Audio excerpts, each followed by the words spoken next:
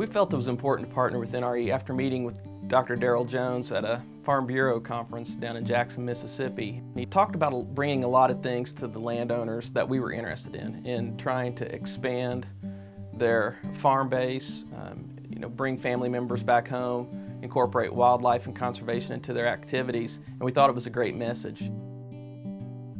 We started this tree farm back in 1985 as a diversification of our grain farm. We raised corn, soybeans, hogs, and cattle back then, and we settled on Christmas trees. When we diversify, we spread our risks. If we have a crop failure, then the Christmas trees is still there and hopefully won't have a failure in everything in the same year. In Indiana, the landscape for farmers is really changing.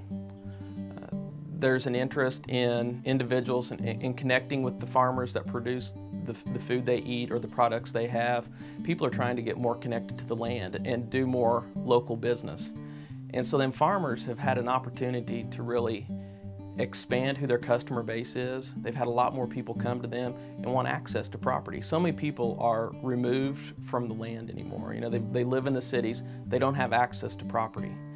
And so this is a great opportunity for people to be able to offer their property up for other people to use and at the same time make some money doing it. And once the first person had success doing it and the stories start getting out, everybody else wants to try something. And now you see a lot more farmers trying to expand their enterprises on their property. I got a birthday present to go ziplining down in Puerto Rico, and I was no more than 12 feet off the ground on any zip line at any given time, but I could see with the kind of property we have here, this would be something that would be really neat to try.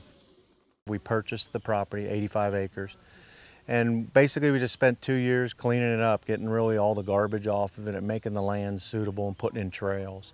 In the early '07, I built what's called a low ropes course where we bring in team building and do team building events.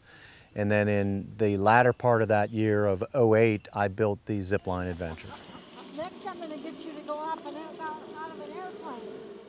airplane. My family has quite a bit of acreage in the area, and I'm always looking to try to utilize the property for something other than, just letting it sit there, looking for other enterprises, trying to do something that's unique that could potentially lead into a business venture. Being young, I'm always looking for possibilities to do things that other people haven't, and was interested to hear what we could do and use the resources that we have. As an extension wildlife specialist, a big part of my job is working with private landowners. And there's a lot of private landowners in Indiana. And so when I heard about this program, I thought this might be a new way to work with those audiences in a different way and attract some people that maybe hadn't given wildlife management consideration. I just take care of it. I keep it in pristine condition. I plant a lot of trees. I did some warm season grasses because I want to bring back quail and dove to the area because they're basically non-existent because of what's going on in this area. So I have several acres of property just for dove and quail and that type of things. The turkey are plentiful on here. I put plots of foods out for them to eat specifically for the turkey, and they come and eat at it. Deer, the same thing. I plant things. I have certain places where it's just wild things that just the deer and the turkey and all those will eat. Even with my zip lining, you would think, oh, I'm driving everything out of here. I see just as much wildlife as I've ever seen, even with the zip lines in. I think just from a financial aspect, you talk about diversification because the future is unknown. From a wildlife standpoint, we talk about diversifying habitats. And so I think this is along those same lines where the future is unpredictable. So the more you diversify, the more you'll be able to adapt to the changing environment, both economically and environmentally.